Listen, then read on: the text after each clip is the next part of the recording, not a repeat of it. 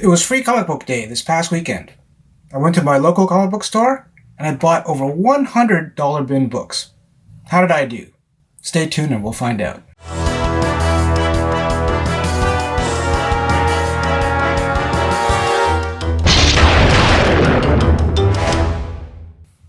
Welcome to Raf's Retro Comics, a YouTube channel dedicated to the hobby of collecting comic books. So this past weekend was Free Comic Book Day, and a lot of comic book stores take advantage of this promotional day to have sales at their comic book stores. So in the past years, I really didn't go to my local comic book store or any comic book stores on Free Comic Book Day just because it's kind of busy, hectic. But this year I thought I would try one of my other local comic book stores in my neighborhood and see what I could find. And this is a little kind of unusual for me because lately, or the past few years, I haven't really been keen on amassing a lot more comic books. In fact, I've been more particular about the comic books that I buy, but this was so much fun. It was, kind of a throwback to the old days where I'd be on my hands and knees and going through like the bins at either local comic book stores and comic book conventions for good deals. This particular store, called Treehouse Comics and Collectibles, had a lot of their overstock bins as well as comic books that they just, didn't bother going through and pricing because, it takes a lot of time and effort, and if it's especially overstock that they already have inside their store, they're not going to go through the trouble of pricing, rebagging some of these books that look like they've been in storage for quite a long time. So they just bulk everything out at $1 a piece, and, there were some gems in there that I found. Certainly some books that I didn't expect. All right, let's see what I got.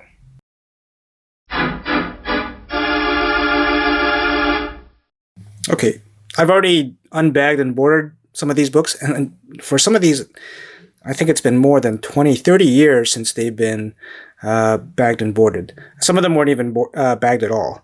Alpha Flight. Now, what's interesting about these Alpha Flights is that they are what we call Canadian newsstand, or some people say Canadian price variants. There was a period of time in the 80s when they actually issued different covers for comic books, Marvel and DC, for Canadian newsstands. But the period really didn't last that long, and for key issues, they can command quite a premium, but for regular issues, they don't really command that much of a premium. Maybe, 10, 20%.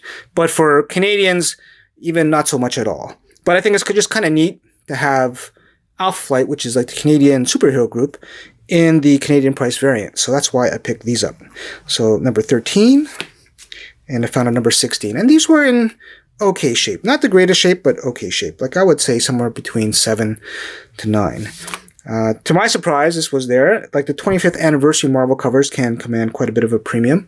And this is a newsstand as well too. And also it's Alpha Flight, but this one's in a bit rougher shape.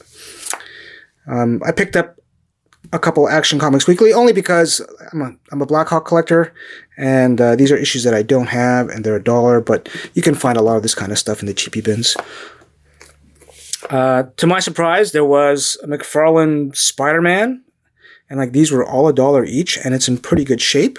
And anytime I see what I think is just a good value for $1, I said, oh, you know what? Sure, I'll pick it up, and it's in pretty decent shape. Animal Man #1, Grant Morrison's very well received run, his early work in DC, and this is the first issue.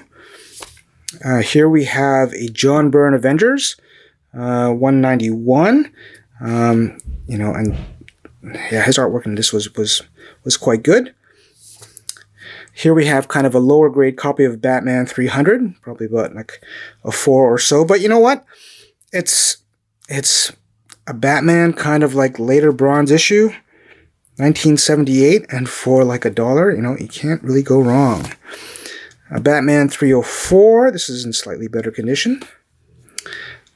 From Beyond the Unknown, #2. This is a sci-fi title published by DC, and this was like 1970.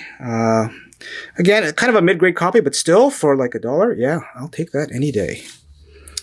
A Black Hawk issue that I don't have, and as well, this is also a Canadian price variant, but you know, for a title like this, it doesn't really matter very much. But still, pretty cool. Here we have a burn issue of Captain America, number 254. But I did find that there was a bit of a chew on the top corner on the back cover. But still, you know what? I do have kind of a fond memory of this because I read this a long time ago, and it's kind of nice.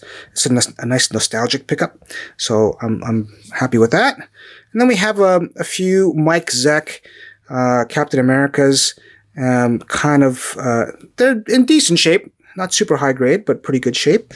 But these for $1 are really good.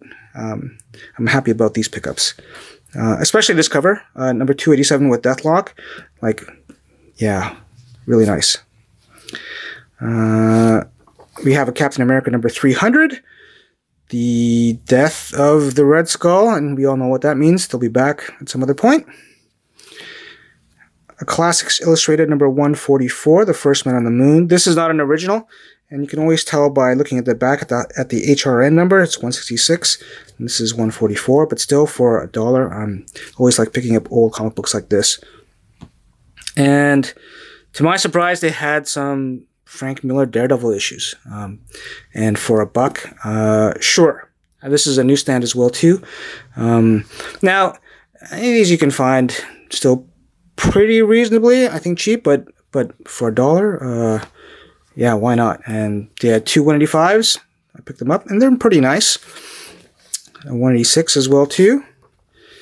And then we have Defenders number 125. I remember reading this picking this up at the comic book store when I was a lot younger. And this is actually also a Canadian newsstand as well too. It's got a nice Bill Sienkiewicz cover. Another Canadian newsstand, 127. And we got some Fantastic Fours, 255. Number 260. Continuing with the FFs, we have this kind of cool Doom photo cover, number 268. We have a Green Hornet number 1, and this is actually a Jim Steranko cover. I'm surprised he was still doing artwork at this point, but that's the first issue of that. We have a Howard the Duck number 19. This is an homage to Amazing Spider-Man number 50.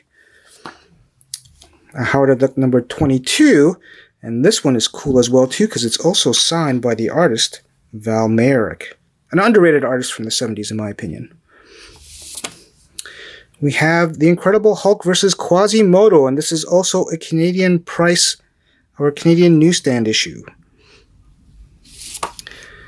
We have a Hulk 316, another Canadian price variant. This one's got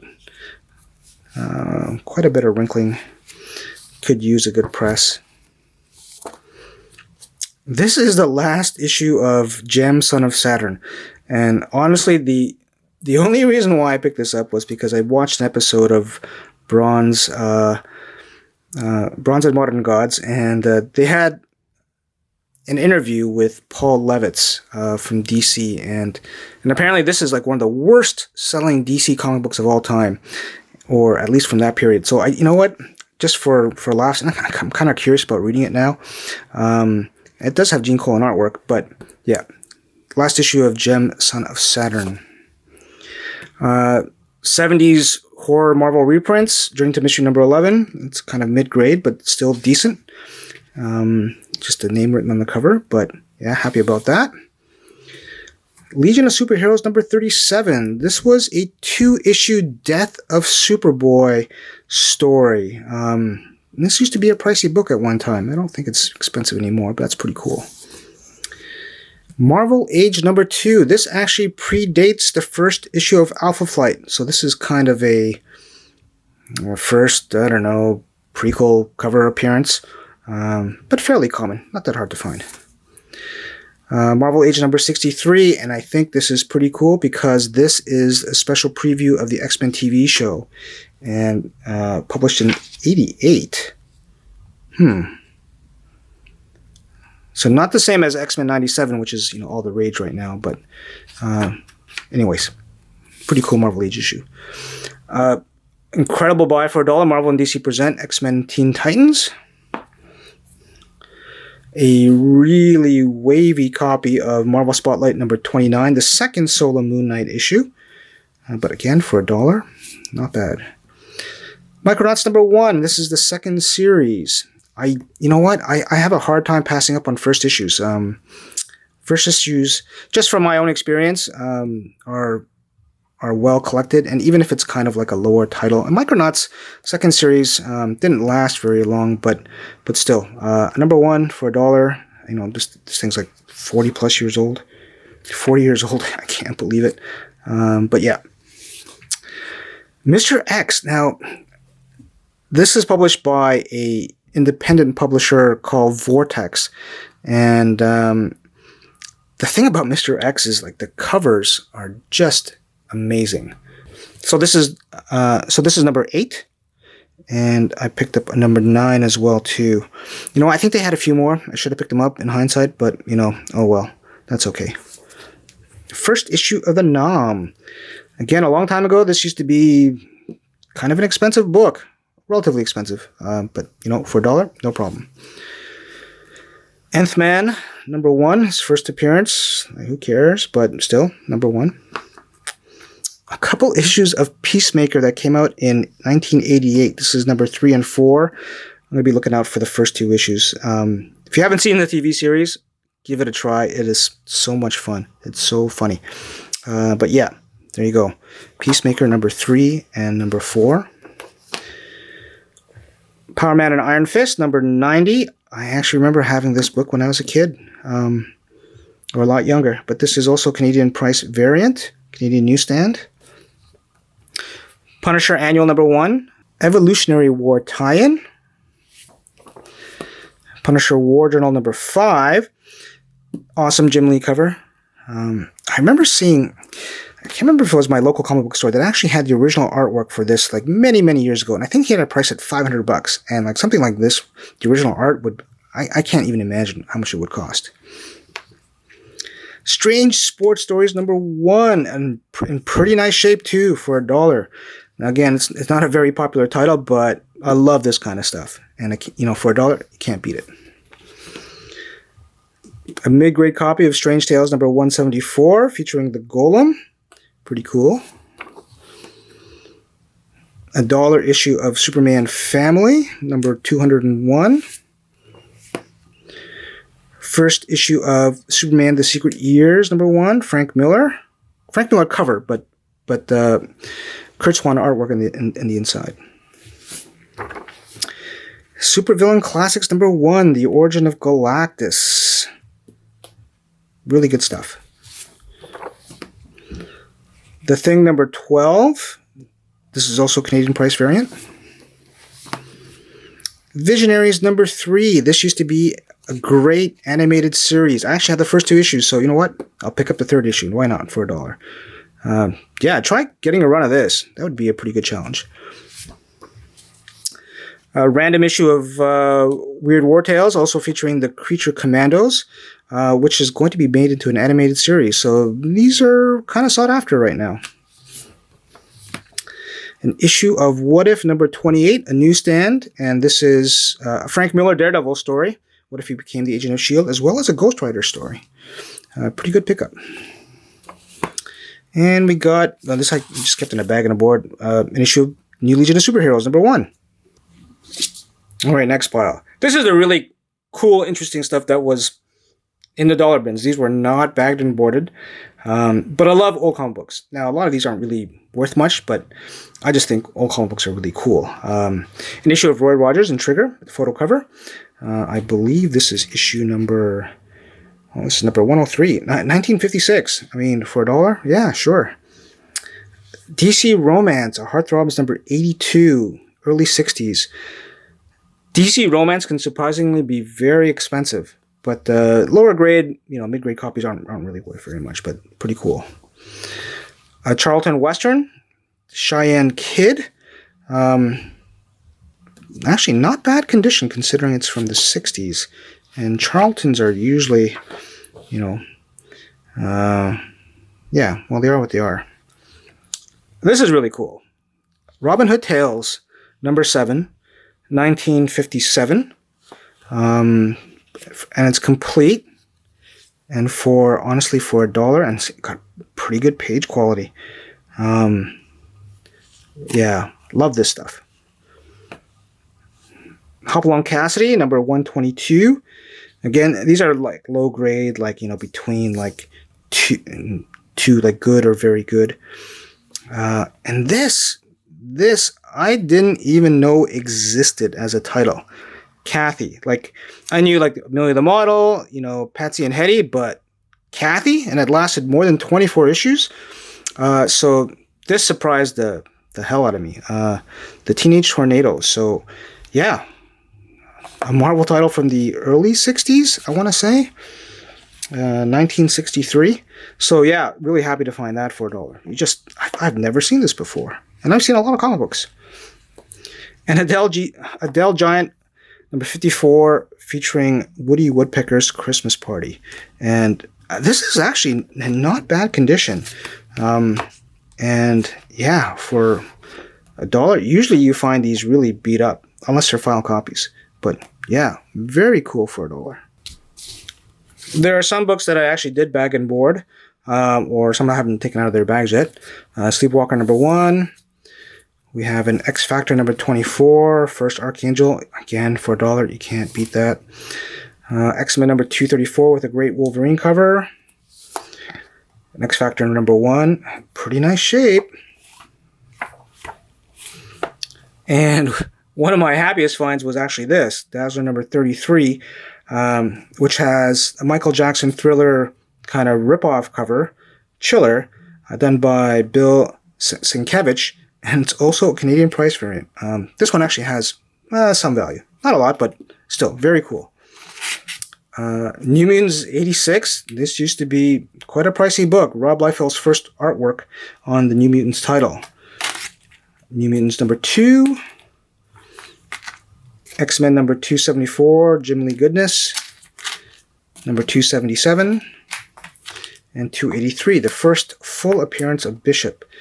And again, like for $1, man, tough to beat. More stuff that I've already bagged and boarded. Dazzler number 3, nice shape. We have a Fantastic Four number 1 from 96. Jim Lee took over. Got a great 3-issue run of Hawkworld by Timothy Truman. In the previous episode, I talked about these prestige square-bound books and how you could typically find a lot of these for really cheap. And, these a 3-issue set that normally in Canada retail at $5 a pop, you can get all 3 for $3, and the quality of the storytelling in this is just amazing. And I used to have this, I got rid of it a while ago, but now I picked it up again because, for $3, you can't go wrong. And they're almost like new condition. A bunch of early Hellblazers. Number 3, number 4, number 5, number 6. Again, for $1 each. Sure, why not? We have some more Rob Liefeld New Mutants. 94, 95, 96, and 97. And a Punisher POV. Jim Starlin, Bernie Wrightson. Fun series. And the die-cut cover of Sabretooth number 1. And some McFarlane Spider-Mans. These are so plentiful. And honestly, I don't even know why I picked them up, but you get into this kind of rhythm, I guess, when you're digging through these bins and you just start pulling stuff, especially when it's busy and other people are buying stuff and pulling stuff from the boxes. So I just thought, you know what, anything that I thought was a really good deal, I'd pick them up. And for $1, this is less than half the cover price from when it came out. So Spider number 3, number 4, number 8, number 9, number 16. I think this is McFarlane's last issue. We have an Ultimate X-Men number 1. It's like, wow, for $1, sure. Wolverine number 6, number 7. Another Prestige format book, Wolverine Bloodlust. Another Prestige format book, Wolverine. These are for $1. Amazing. And some Wonder Womans. And these are more recent, but I just love I don't buy that many new books. And I was just surprised to see these for $1 because these are fairly recent. You know, this is a milestone issue with an Adam Hughes cover, number 750. And I think a lot of these are variant covers, but you know what? For $1 each, sure, why not? And they just have beautiful covers.